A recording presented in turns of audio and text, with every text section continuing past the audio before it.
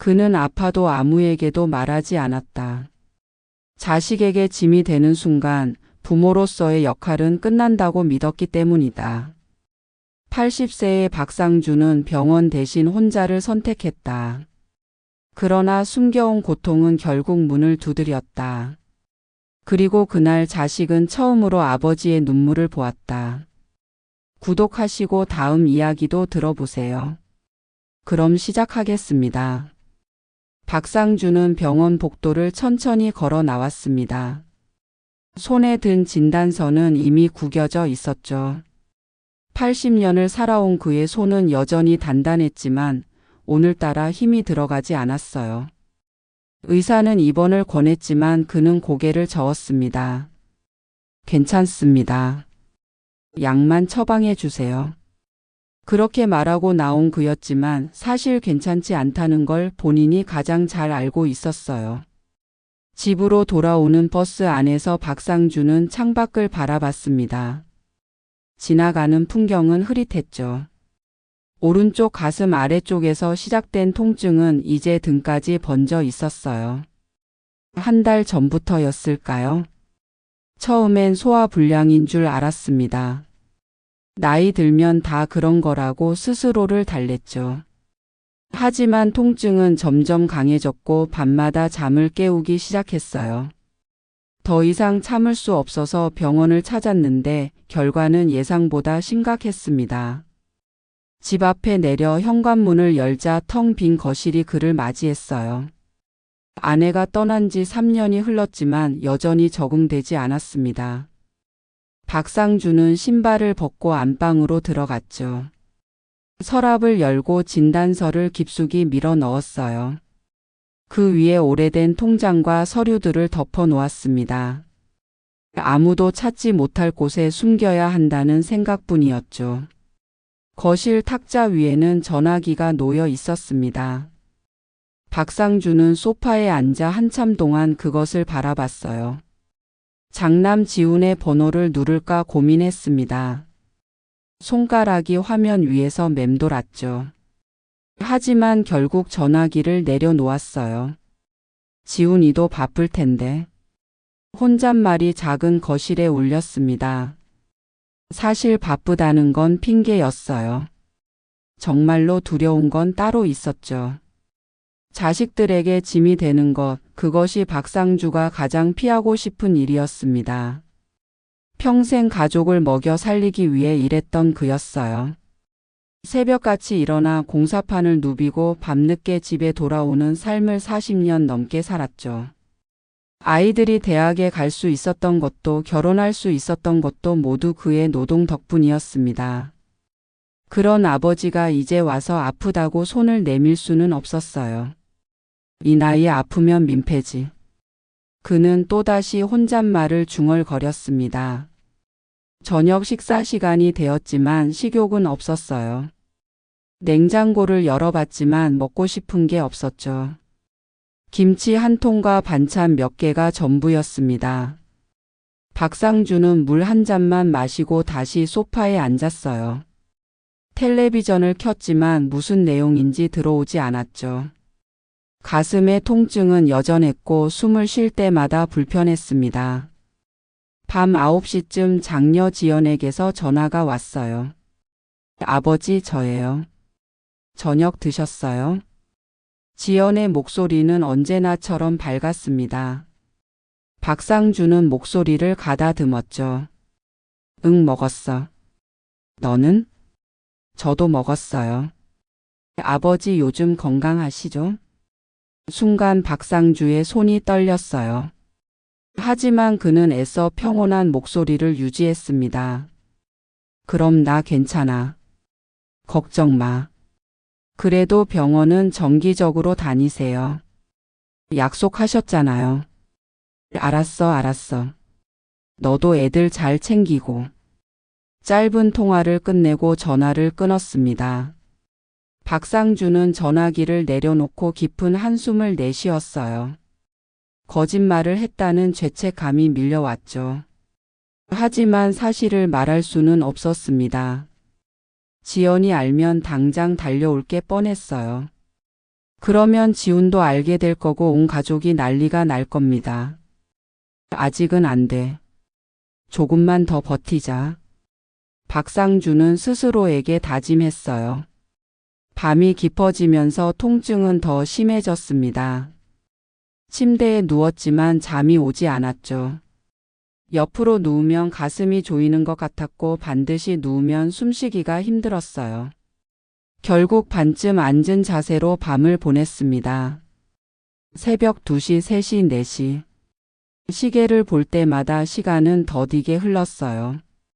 다음 날 아침도 마찬가지였습니다. 일어나자마자 몸이 무겁게 느껴졌죠. 세수를 하고 거울을 보니 얼굴색이 어두웠어요. 박상주는 거울 속 자신을 한참 바라봤습니다. 이러다 정말 큰일 나는 거 아닌가? 불안한 생각이 스쳤지만 곧 고개를 저었어요. 아니야. 좀만 쉬면 나아질 거야. 아침도 걸은 채 하루를 시작했습니다. 평소라면 근처 공원에 산책을 나갔을 시간이었지만 오늘은 그럴 힘도 없었어요. 그저 소파에 앉아 시간을 보냈죠. 점심때가 되어도 식욕은 돌아오지 않았습니다. 저녁도 마찬가지였어요.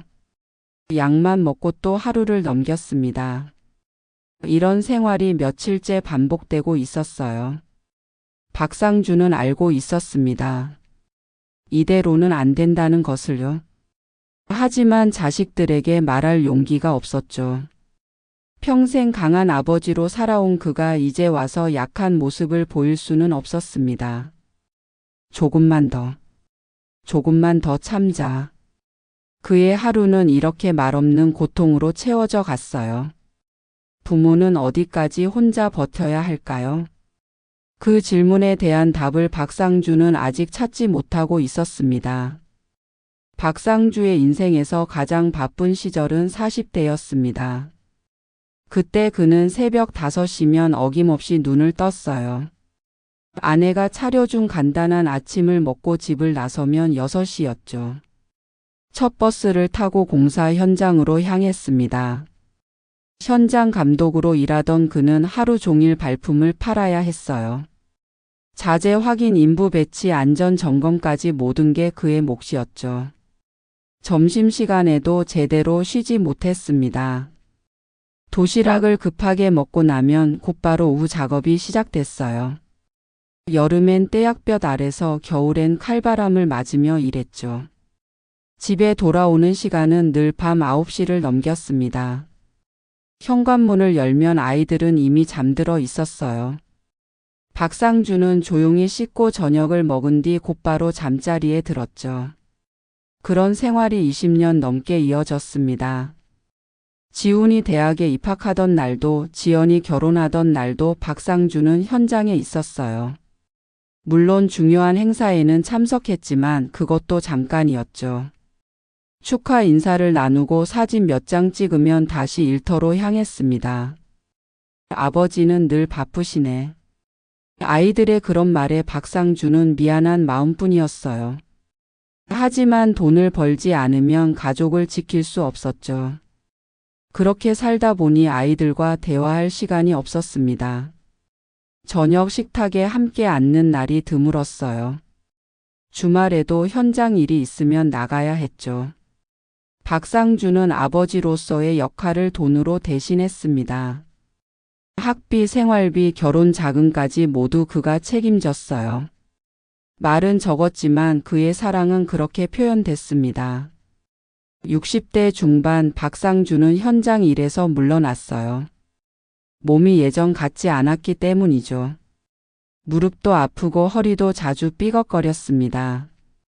은퇴를 결심한 날 그는 홀가분하면서도 한편으론 불안했어요. 평생 일만 하다가 갑자기 멈추니 무엇을 해야 할지 몰랐죠. 아이들은 이미 독립한 뒤였습니다. 지우는 서울에서 회사를 다니며 가정을 꾸렸어요. 지연도 결혼해서 다른 동네에 살고 있었죠. 집에는 박상주와 아내 단둘만 남았습니다. 40년을 함께 산 집이었지만 그제야 넓다는 걸 느꼈어요. 은퇴 후 박상주는 새로운 일상을 만들려 노력했습니다. 아침에 일어나 근처 공원을 산책했어요. 점심 먹고 낮잠을 자고 저녁엔 뉴스를 봤죠. 가끔 옛 동료들과 만나 소주 한잔 하는 게 전부였습니다. 생활은 평온했지만 어딘가 허전했어요. 아내와의 대화도 많지 않았습니다. 평생 함께 살았지만 서로에게 할 말이 많지 않았죠. 밥 먹어. 응. 산책 다녀올게. 그래. 하루의 대화는 그게 전부였어요. 박상주는 원래 말이 적은 사람이었습니다. 감정을 표현하는 것도 서툴렀죠. 그런데 3년 전 아내가 갑자기 쓰러졌어요. 뇌출혈이었습니다. 병원으로 급히 옮겼지만 의식을 회복하지 못했죠. 일주일 만에 아내는 세상을 떠났습니다. 장례식장에서 박상주는 눈물 한 방울 흘리지 않았어요. 사람들은 그가 강하다고 생각했죠. 하지만 사실은 달랐습니다. 어떻게 슬픔을 표현해야 할지 몰랐던 거예요.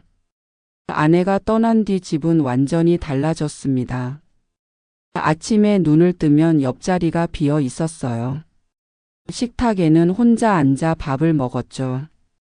저녁이 되어도 불을 켜줄 사람이 없었습니다. 박상주는 그제야 깨달았어요.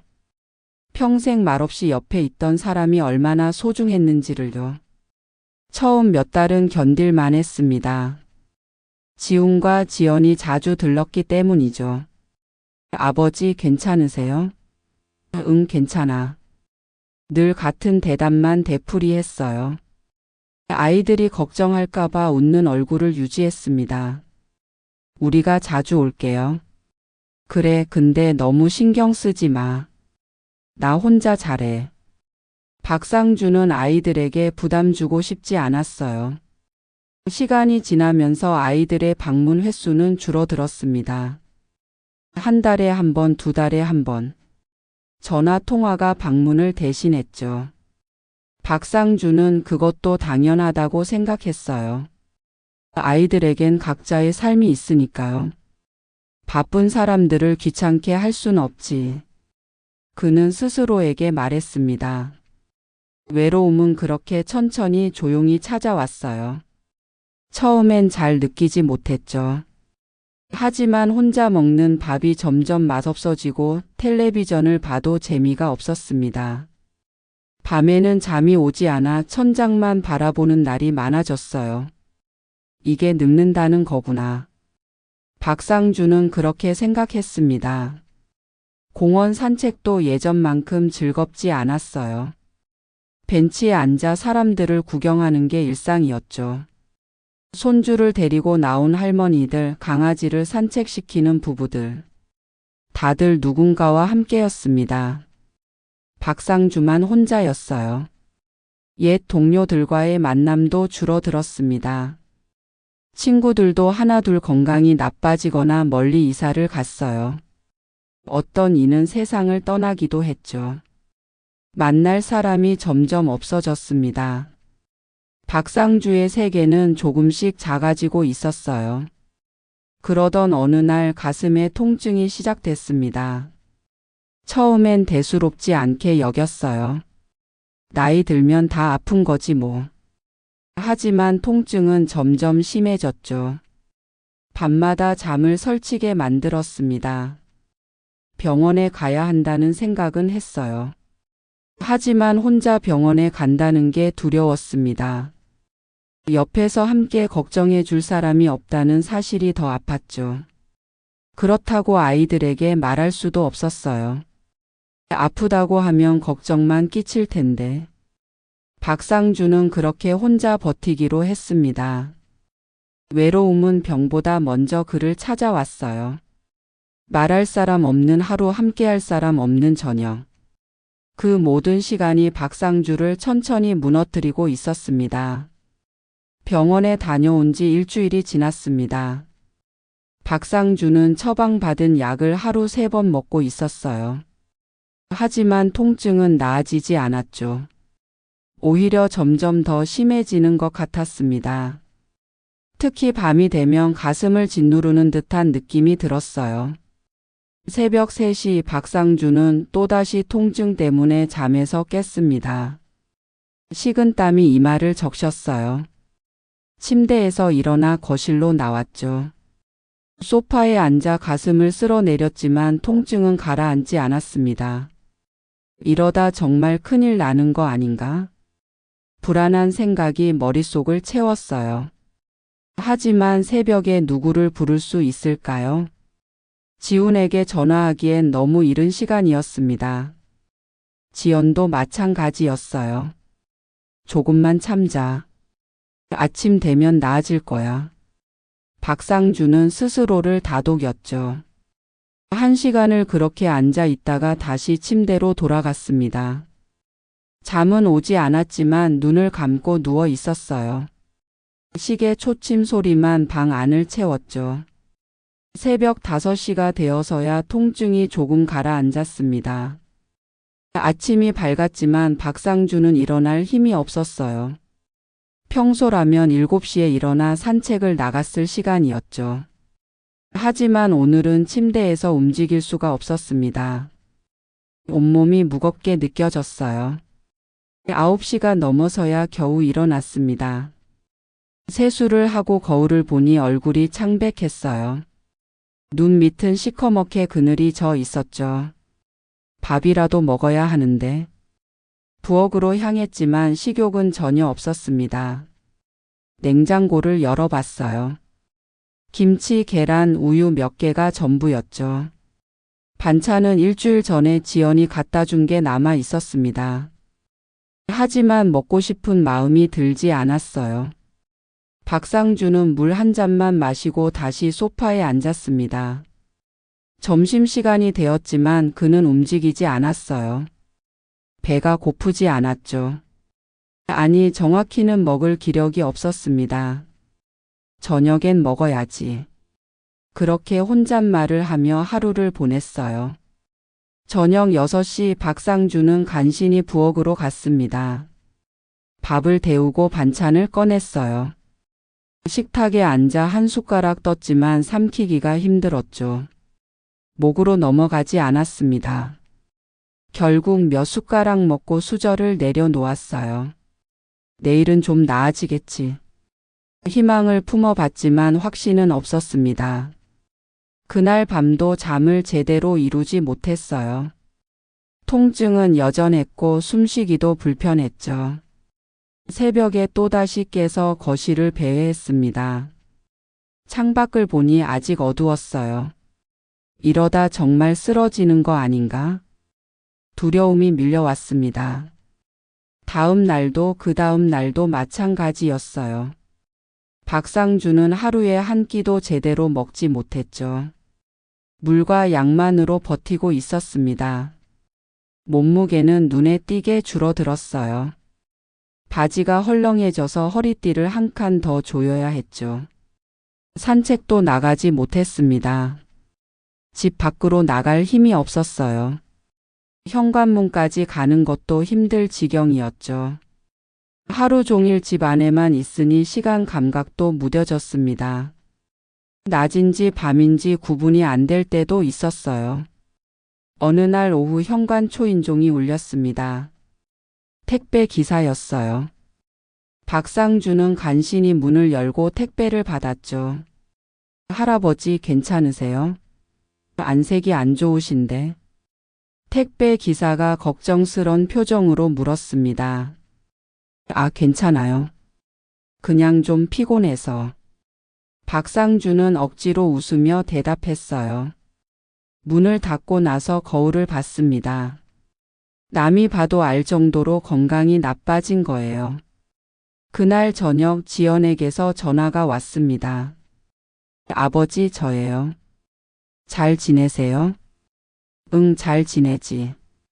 박상준은 목소리를 가다듬었어요. 목소리가 좀 이상한데. 감기 걸리셨어요? 아니야, 괜찮아. 그냥 좀 목이 칼칼해서. 병원은 다녀오셨어요?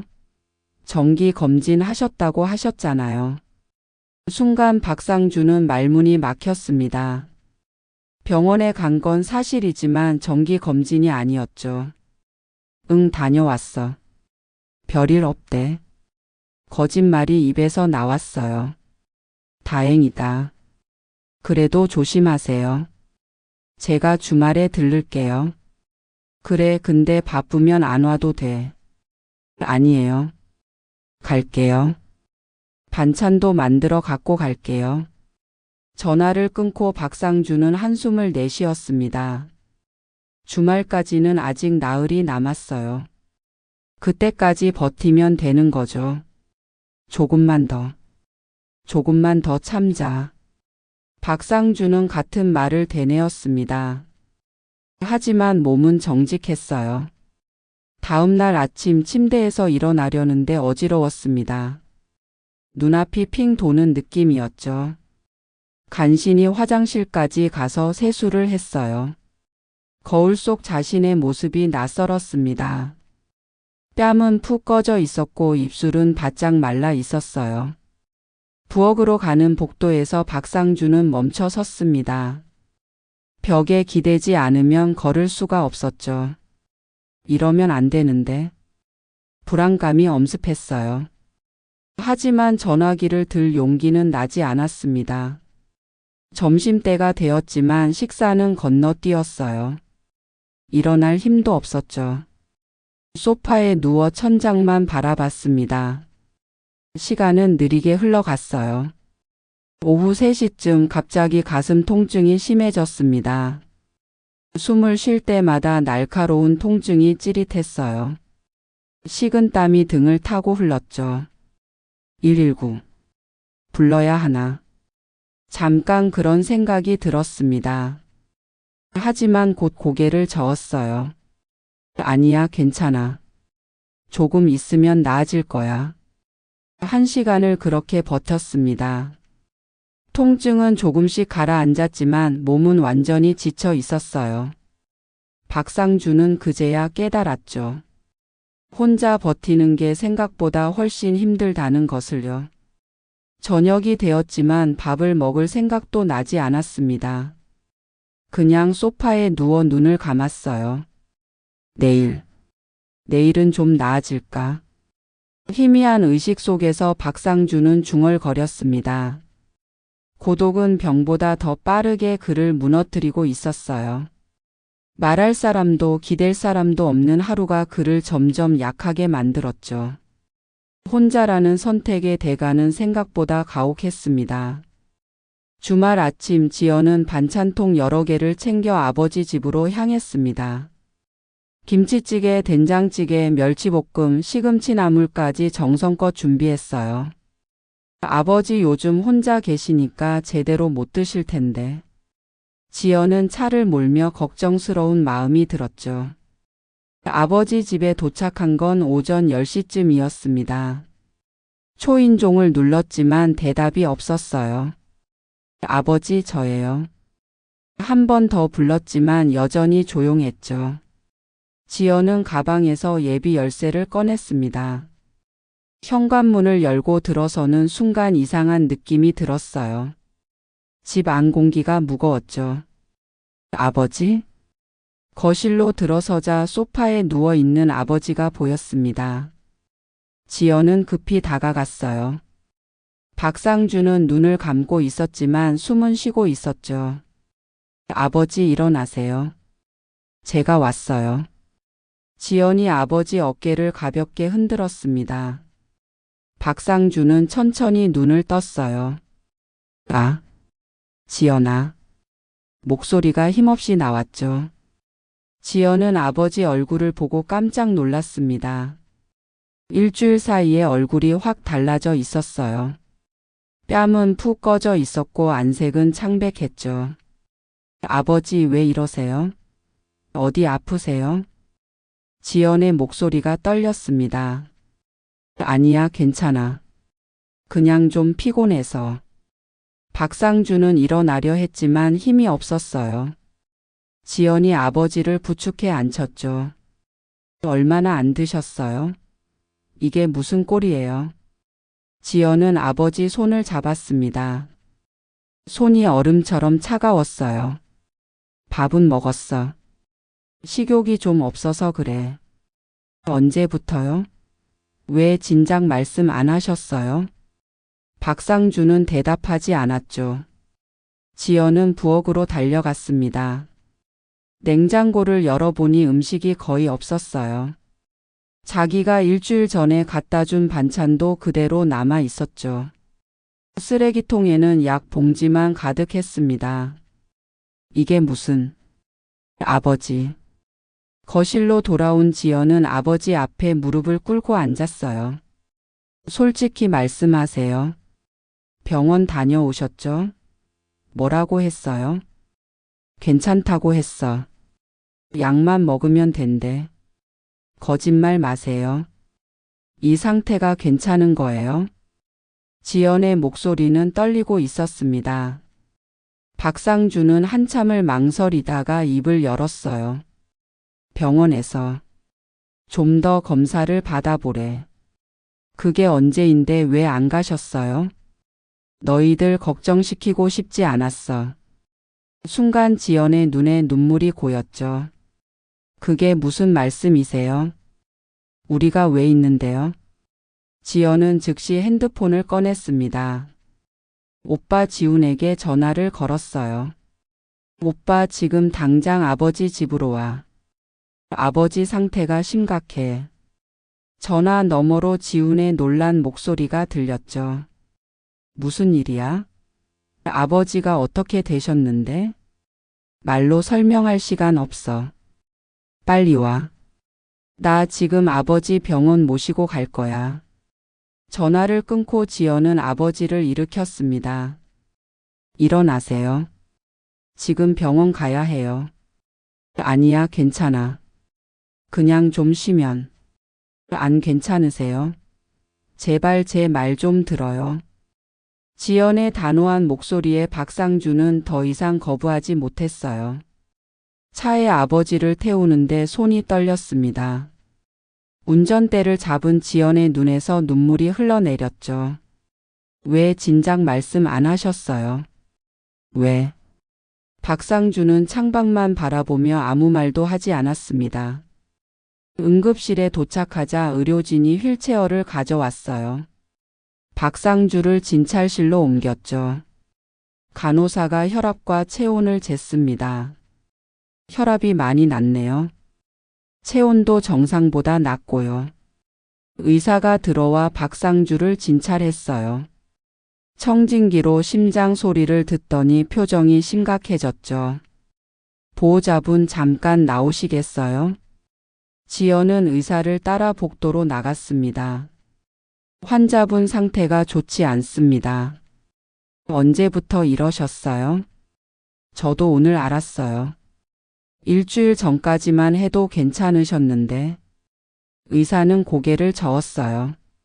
일주일 만에 이렇게 될 순 없습니다. 적어도 한 달은 넘었을 거예요. 지연은 충격을 받았죠. 정밀 검사를 해봐야겠지만 일단 입원이 필요합니다. 영양 상태도 매우 안 좋고 탈수 증세도 심하네요. 심장은요? 심장은 괜찮아요? 그것도 검사해봐야 알 수 있습니다. 지금 당장 CT와 혈액 검사를 진행하겠습니다. 지연은 무너질 것 같았어요. 1시간쯤 지났을까요? 응급실 앞에 지훈이 도착했습니다. 아버지는? 지금 검사 중이야. 오빠. 아버지 상태가 너무 안 좋아. 지연은 오빠 품에 안겨 울음을 터뜨렸어요. 지훈은 여동생을 토닥이며 진찰실 문을 바라봤죠. 2시간이 지나서야 검사가 끝났습니다. 의사가 결과를 들고 나왔어요. 가족분들 들어오세요. 지훈과 지연은 상담실로 들어갔죠. 환자분은 협심증이 상당히 진행된 상태입니다. 심장 혈관이 많이 좁아져 있어요. 의사가 CT 사진을 보여주며 설명했습니다. 방치하면 심근경색으로 이어질 수 있습니다. 지금이라도 발견한 게 다행이에요. 지훈의 얼굴이 굳어졌어요. 치료는 어떻게 해야 하나요? 일단 일주일 정도 입원해서 약물 치료를 해보겠습니다. 그래도 호전이 안 되면 시술을 고려해야 해요. 지연은 눈물을 닦으며 물었습니다. 왜 이렇게까지 방치하신 거예요? 환자분께서 증상을 느끼고도 병원에 안 오신 것 같습니다.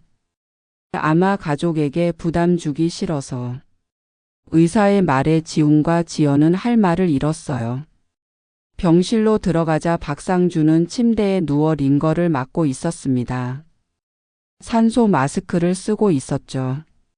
지훈은 아버지 옆에 서서 그 모습을 한참 바라봤어요.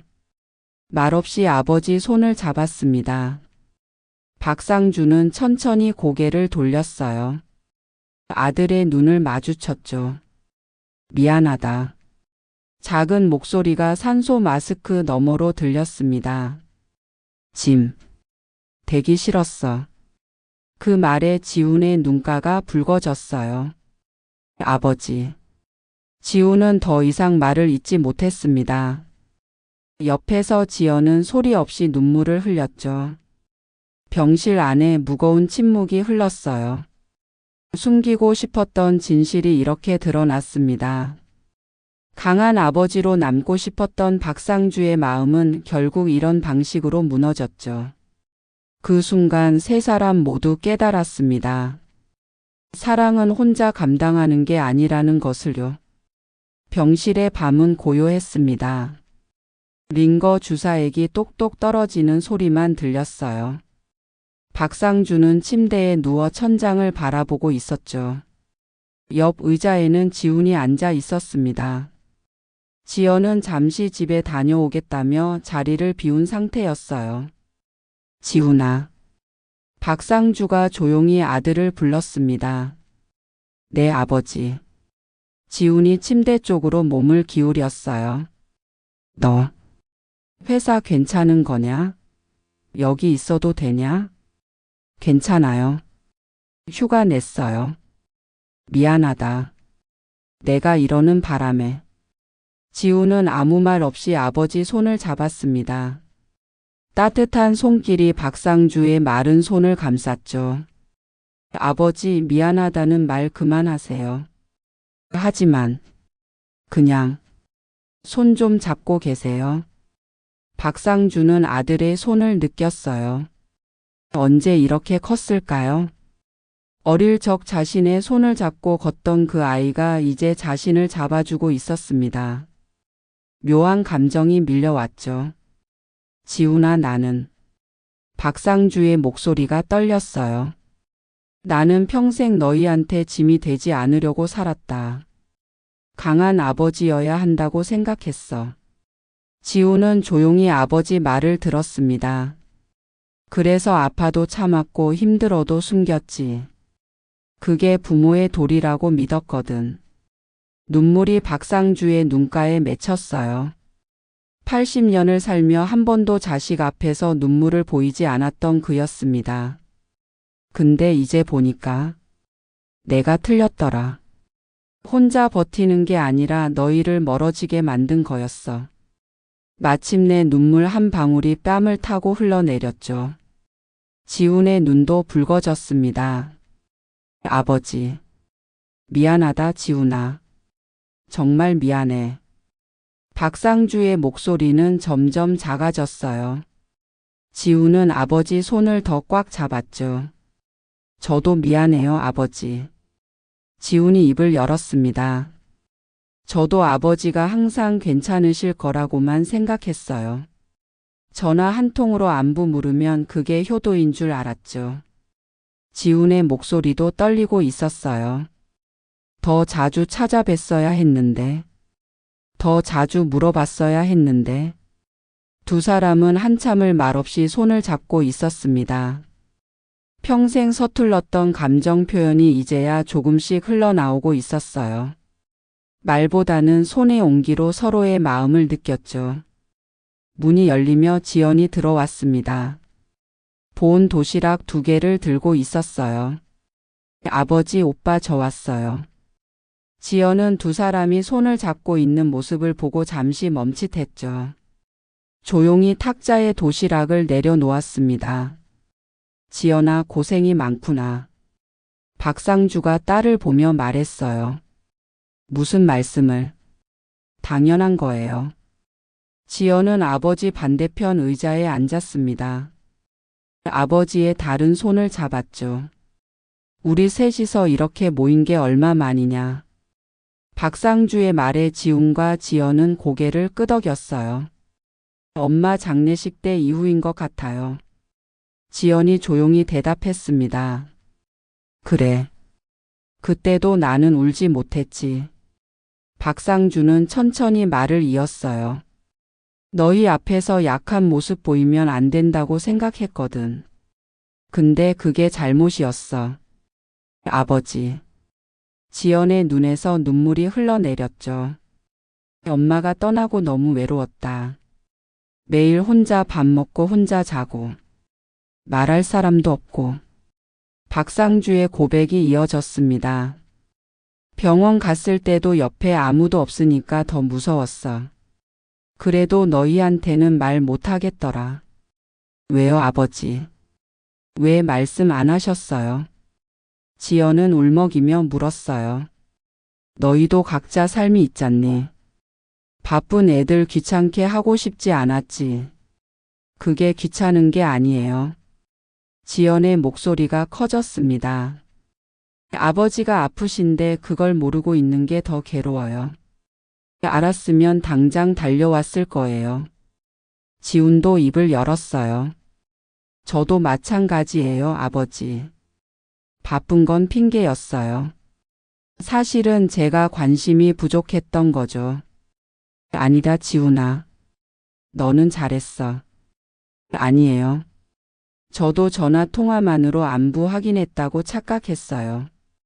세 사람은 서로를 바라봤습니다. 오랜만에 진심을 나누는 시간이었어요. 밖은 이미 깜깜하게 어두워져 있었죠. 배고프시죠? 제가 죽 끓여왔어요. 지연이 도시락을 열었습니다.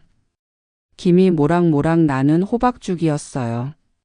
아버지, 제가 떠드릴게요. 박상주는 고개를 저었어요. 내가 먹을 수 있어.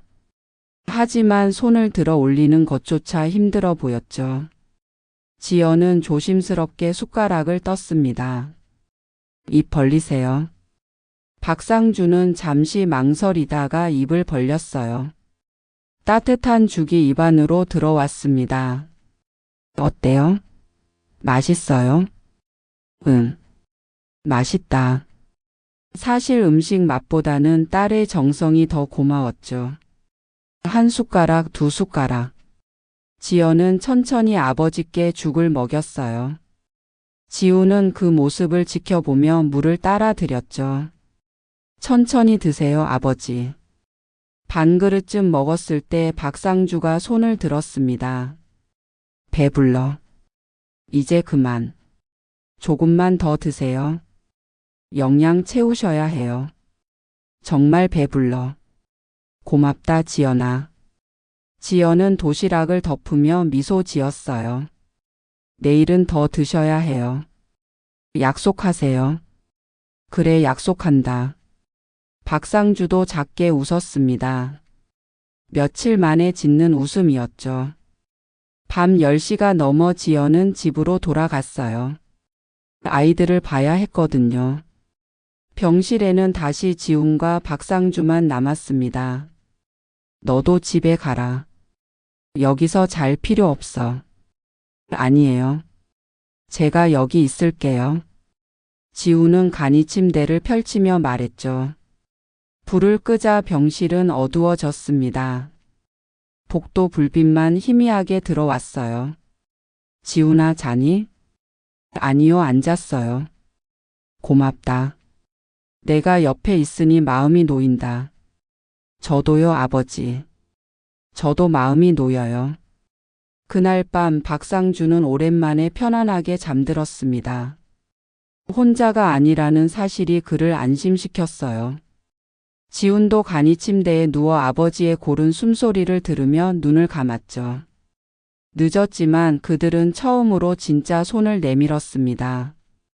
숨기고 참는 게 아니라 드러내고 의지하는 법을 배우기 시작했어요.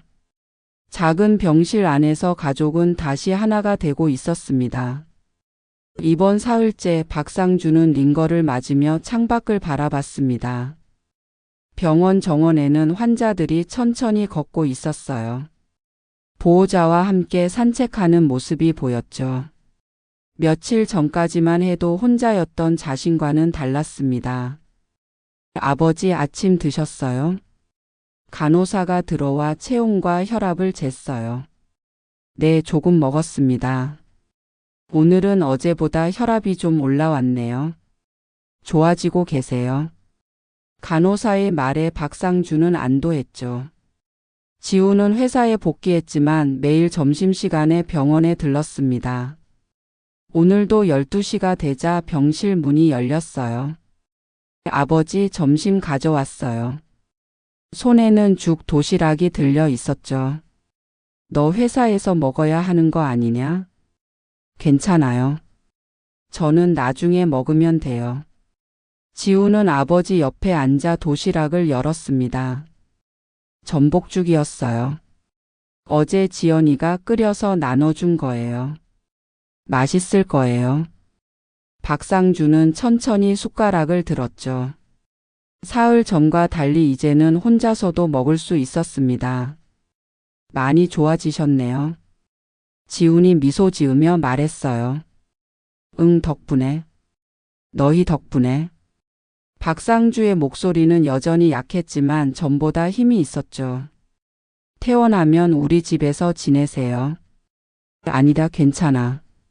내 집이 편해. 혼자 계시면 안 돼요. 당분간은 우리가 돌봐야 해요. 박상주는 고개를 저었습니다. 너희한테 민폐 끼치기 싫다. 아버지, 그 말 이제 그만하세요. 지훈의 목소리는 단호했어요. 민폐가 아니라 가족이잖아요. 우리가 돌보는 게 당연한 거예요. 박상준은 아들을 바라봤죠. 더 이상 반박하지 않았습니다. 저녁이 되자 지연이 아이들과 함께 왔어요. 할아버지. 초등학생인 손자와 손녀가 병실로 뛰어들었죠. 어머, 천천히. 할아버지 놀라시겠어. 지연이 아이들을 제지했지만 박상준은 웃고 있었습니다.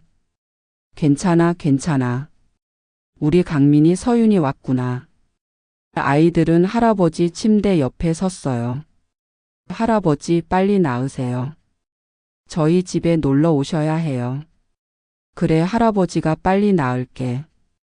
박상준은 손자의 머리를 쓰다듬었습니다. 따뜻한 온기가 손끝에서 느껴졌죠.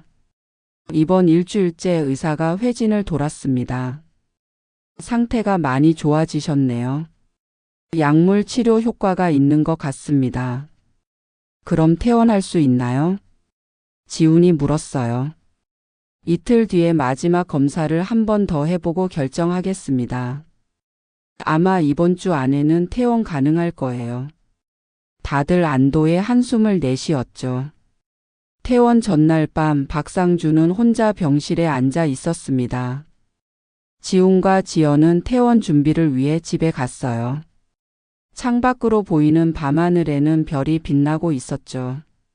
지난 일주일을 돌아봤습니다. 죽을 것 같았던 순간에서 이렇게 회복한 게 기적 같았어요. 아니, 진짜 기적은 따로 있었죠. 자식들과의 관계였습니다. 핸드폰 화면을 켰어요. 지훈과 지연의 문자 메시지가 여러 개 와 있었습니다. 아버지, 편히 주무세요. 내일 아침 일찍 갈게요. 맛있는 거 먹으러 가요. 박상준은 메시지를 읽으며 미소 지었죠. 다음 날 아침 퇴원 수속을 마쳤습니다. 지훈의 차로 이동했어요. 아버지, 우리 집 가시는 거 아시죠? 알겠다. 너희한테 신세 좀 지마. 신세가 아니에요. 당연한 거예요. 지훈의 집에 도착하자 며느리가 현관에서 맞이했습니다. 아버님 어서 오세요. 방 준비해 뒀어요. 고맙구나. 미안하다. 무슨 말씀을요? 편히 지내세요.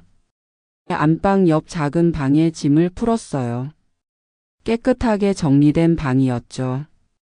창문으로는 햇볕이 잘 들어왔습니다. 여기서 한 달 정도 지내세요. 그동안 건강 회복하시고요. 지훈이 짐을 정리하며 말했어요. 저녁 식사는 온 가족이 함께 했습니다. 지연도 남편과 아이들을 데리고 왔어요. 식탁에는 8명이 둘러 앉았죠.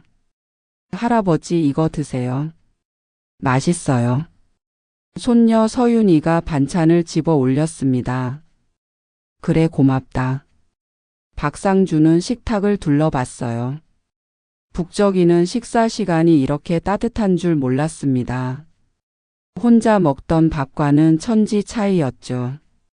아버지 반찬 더 드릴까요?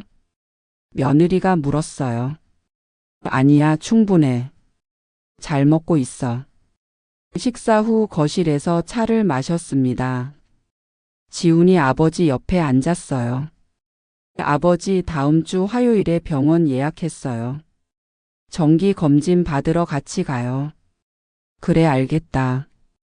박상주는 순순히 대답했죠. 예전 같았으면 혼자 가겠다고 했을 겁니다. 그리고 아버지. 지훈이 조심스럽게 말을 꺼냈어요. 앞으로는 불편한 거 있으면 바로 말씀하세요. 아프거나 힘들면 참지 마시고요. 그래 그러마. 박상주는 고개를 끄덕였습니다. 며칠이 지나면서 박상주는 새로운 일상에 적응했어요. 아침에 일어나면 지훈과 함께 가벼운 산책을 했죠. 천천히 걸으세요, 아버지. 응, 괜찮아. 너무 걱정하지 마. 오후에는 손주들이 학교에서 돌아왔습니다. 할아버지, 저 왔어요. 아이들의 밝은 목소리가 집 안을 채웠어요. 그래, 학교는 어땠니? 좋았어요. 오늘 수학 시험에서 100점 맞았어요. 오, 우리 손녀 대단한데? 저녁에는 지연이 들러 아버지와 이야기를 나눴습니다. 아버지 요즘 어떠세요? 불편한 건 없으세요? 응, 다 좋아. 걱정 마. 진짜예요? 거짓말 아니죠? 지연은 아버지 얼굴을 살폈어요. 진짜야. 이제는 숨기지 않을게. 어느 날 저녁 박상주는 지훈에게 말을 꺼냈습니다. 지훈아, 내가 너희한테 전화 한 통 할게. 무슨 전화요? 그냥 안부 전화. 요즘 잘 지내는지 물어보고 싶어서. 지훈은 놀란 표정을 지었죠. 아버지가 먼저 전화하겠다는 말은 처음 들었거든요. 그러세요? 지연이도 좋아할 거예요. 다음 날 오후 박상주는 핸드폰을 들었습니다. 지연의 번호를 눌렀어요. 아버지? 무슨 일 있으세요?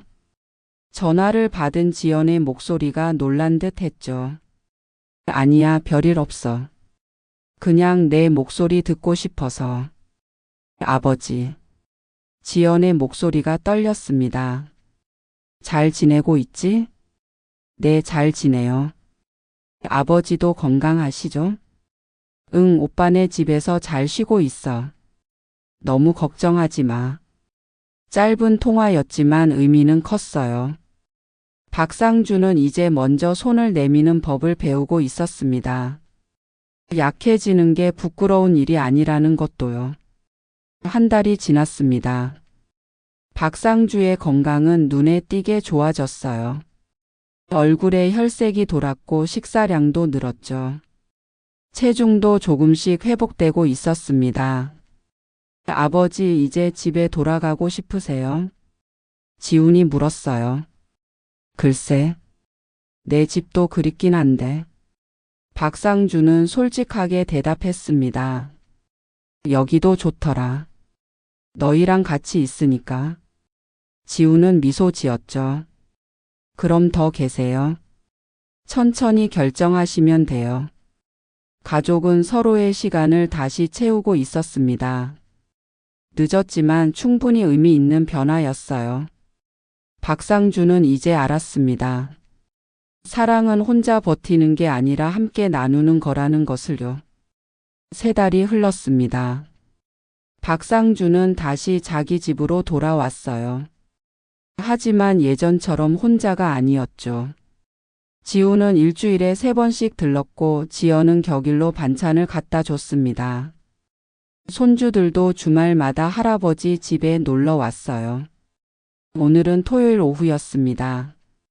박상주는 거실 소파에 앉아 사진첩을 넘기고 있었어요. 오래된 가족 사진들이 한 장 한 장 눈에 들어왔죠. 젊은 시절 아내와 함께 찍은 사진, 아이들이 어렸을 때 사진. 그때는 몰랐던 소중함이 이제야 느껴졌습니다. 초인종이 울렸어요. 아버지, 저예요. 지연의 목소리였죠. 문을 열자 지연이 큰 봉투를 들고 서 있었습니다. 오늘 김치 담갔어요. 아버지 드시라고 좀 가져왔어요. 그래, 고맙다. 들어와. 지연은 부엌에 김치통을 정리하며 냉장고를 확인했어요. 반찬은 충분하네요. 어제 오빠가 갖다 드린 거 아직 있고요. 응, 잘 먹고 있어. 박상주는 딸의 뒷모습을 바라봤습니다. 바쁜 와중에도 이렇게 챙겨주는 게 고마웠죠. 아버지, 차 드릴까요? 그래, 같이 마시자. 2사람은 식탁에 마주 앉았어요. 따뜻한 차 김이 피어올랐죠. 지연아. 박상주가 조용히 입을 열었습니다. 네, 아버지. 내가 그때 병원 안 갔으면 어떻게 됐을까? 지연은 찻잔을 내려놓았어요. 생각하기도 싫어요, 아버지. 정말 큰일 날 뻔했잖아요. 미안하다. 그때는 정말 너희한테 짐이 되고 싶지 않아서. 아버지, 이제 그 말 안 하기로 했잖아요. 지연이 아버지 손을 잡았습니다. 부모님이 아프신 게 짐이 아니에요. 알면서도 모른 척하는 게 더 괴로운 거예요. 박상주는 고개를 끄덕였죠. 그래. 이제는 알겠다. 앞으로도 아프거나 불편하면 바로 말씀하세요. 약속하셨잖아요. 알았어. 약속 지킬게. 저녁 무렵 지훈도 가족과 함께 들렀습니다. 손주들이 먼저 집 안으로 뛰어들었어요. 할아버지. 어머, 천천히 뛰어라. 넘어지겠다. 박상주는 웃으며 아이들을 맞았죠. 저녁 식사는 모두 함께 했습니다. 지연이 가져온 김치찌개를 끓이고 며느리가 준비한 반찬을 차렸어요. 식탁은 다시 북적였죠. 할아버지, 이번 주에 소풍 가요. 김밥 싸달라고 엄마한테 부탁했어요. 손자 강민이가 신나게 말했습니다. 그래? 재미있겠구나. 할아버지도 소풍 가세요. 우리랑 같이요. 손녀 서윤이가 제안했어요. 할아버지가 어떻게 소풍을 가니? 괜찮아요. 할아버지도 우리랑 놀 수 있어요. 아이들의 순수한 말에 모두 웃음을 터뜨렸죠. 식사 후 거실에 모여 앉았습니다. 지훈이 말을 꺼냈어요. 아버지, 다음 주 화요일에 정기 검진이에요. 제가 모시러 올게요. 그래, 알겠다. 고맙다. 그리고 아버지. 지훈은 잠시 망설이다가 말을 이었습니다. 저희가 그동안 너무 무심했던 것 같아요. 아버지가 혼자 얼마나 힘드셨는지 생각 못했어요. 아니다, 지훈아. 나도 말을 안 했으니까. 아니에요. 저희가 먼저 물어봤어야 했어요. 괜찮으시냐고, 불편한 건 없으시냐고. 지연도 거들었어요. 맞아요, 아버지. 우리가 더 자주 찾아뵀어야 했어요. 전화 통화만으로는 부족했던 거죠. 박상주는 두 자식을 번갈아 봤습니다. 너희가 뭘 잘못했니? 각자 삶이 있는데. 아버지도 우리 삶의 일부예요. 지훈의 말에 박상주는 할 말을 잃었죠. 앞으로는 달라질 거예요. 더 자주 올게요. 더 자주 연락드릴게요. 지연이 다짐했습니다. 그리고 아버지도 언제든 전화하세요. 심심하시거나 외로우시면 바로 연락하시고요. 박상주는 두 자식의 진심을 느꼈어요. 가슴이 뜨거워졌죠. 저녁 9시쯤 모두 돌아갔습니다. 현관에서 손을 흔들며 배웅했어요. 조심히 들어가라. 네, 아버지. 안녕히 주무세요. 문을 닫고 박상주는 거실로 돌아왔습니다. 텅 빈 공간이었지만 예전처럼 허전하지 않았어요. 아까까지 가족들이 있었던 온기가 남아 있었죠. 소파에 앉아 창밖을 바라봤습니다. 밤하늘에는 별이 반짝이고 있었어요. 여보 보고 있어? 박상주는 하늘을 향해 조용히 중얼거렸습니다. 우리 애들 다 컸어. 이제는 날 돌볼 줄도 알더라고. 핸드폰을 집어들었어요. 지훈과 지연의 문자가 와 있었죠. 아버지 오늘 저녁 맛있었어요. 편히 주무세요. 아버지 내일 또 전화 드릴게요. 사랑해요. 박상주는 메시지를 읽으며 미소 지었습니다. 답장을 보냈어요. 잘 들어갔니? 나도 잘 먹었다. 고맙다. 서툰 문장이었지만 진심이 담겨 있었죠. 보내기 버튼을 누르는 손이 떨렸습니다. 침대에 누워 천장을 바라봤어요. 지난 몇 달을 돌이켜봤죠. 죽을 것 같았던 그 순간부터 지금까지 많은 것이 변했습니다. 가장 큰 변화는 마음이었어요. 혼자 견뎌야 한다는 생각, 강해야 한다는 강박. 그 모든 게 사라졌죠. 약해져도 괜찮고 도움을 청해도 괜찮다는 걸 배웠습니다. 부모는 끝까지 강해야만 할까요? 박상주는 이제 그 답을 알았습니다. 강한 척하는 것보다 솔직한 게 낫다는 것을요. 숨기는 것보다 나누는 게 낫다는 것을요. 자식은 부모의 침묵을 얼마나 이해하고 있을까요? 지훈과 지연도 이제 알았을 겁니다. 전화 한 통으로는 부족하다는 것을요. 직접 만나고 직접 확인해야 한다는 것을요. 사랑은 혼자 버티는 게 아니었습니다. 함께 아파하고 함께 이겨내는 거였죠. 말하지 않으면 마음은 닿지 않습니다. 표현해야 비로소 전해지는 거예요. 이 이야기는 박상주만의 이야기가 아닙니다. 수많은 분들이 같은 고민을 하고 있죠. 짐이 되기 싫어서 강해 보이고 싶어서 아픔을 숨깁니다. 하지만 그 침묵은 결국 더 큰 아픔을 만들어요. 자식들도 마찬가지입니다. 부모님이 괜찮으시겠지, 알아서 잘하시겠지 생각하죠. 하지만 나이 든 부모는 생각보다 약합니다. 말하지 못하는 외로움과 두려움을 안고 살아가요. 박상주는 눈을 감았습니다. 내일 아침에는 지훈에게 전화를 걸 겁니다. 그저 안부를 묻는 전화요. 별일 없어도 괜찮습니다. 목소리를 듣는 것만으로도 충분하니까요. 주말에는 지연의 집에 놀러 갈 예정이에요. 손주들이 초대했거든요. 혼자 있는 게 편하다던 박상주가 이제는 먼저 약속을 잡습니다. 외롭다는 말을 할 수 있게 됐으니까요. 창밖에서 바람 소리가 들렸습니다. 부드러운 바람이 커튼을 흔들었어요. 박상주는 평온한 마음으로 잠에 빠져들었죠. 이 이야기를 읽는 당신에게 묻습니다. 지금 당신의 부모님은 정말 괜찮으신가요? 마지막으로 직접 만나 안부를 물은 게 언제인가요? 전화 한 통으로 충분하다고 생각하진 않나요? 부모는 강한 척하는데 익숙합니다. 자식에게 짐되기 싫어서 아픔을 숨기죠. 하지만 그 침묵 뒤에는 외로움과 두려움이 있어요. 누군가 먼저 물어봐 주길 기다리고 있습니다. 늦었다고 생각할 때가 가장 빠른 때입니다. 오늘 지금 당장 전화를 걸어보세요. 아니면 직접 찾아가 보세요. 그저 얼굴을 보고 손을 잡고 안부를 물어보세요. 사랑은 말해야 전해집니다. 관심은 행동으로 보여줘야 합니다. 부모가 먼저 말하길 기다리지 마세요.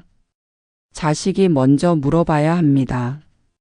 박상주와 지연의 이야기는 여기서 끝이 아닙니다. 그들은 매일 조금씩 더 가까워지고 있어요. 서툴지만 진심을 나누고 함께 시간을 보냅니다. 늦었지만 충분히 아름다운 변화죠. 당신의 이야기는 어떤가요? 지금이라도 시작할 수 있습니다. 부모님께 전화 한 통, 방문 한 번. 그 작은 행동이 큰 변화를 만들 거예요. 밤은 깊어가고 별은 여전히 빛납니다. 어디선가 누군가의 부모가 혼자 잠들고 있을 거예요. 자식 걱정시킬까봐 아픔을 숨긴 채로요. 그들이 더 이상 혼자가 아니길 바랍니다. 지금 당신의 부모님은 정말 괜찮으신가요? 오늘 이야기가 좋으셨다면 구독과 댓글, 알람 설정 잊지 마시고 소중한 댓글 하나가 정말 큰 힘이 됩니다. 여러분들의 삶이 늘 봄처럼 아름다운 인생이길 기원합니다.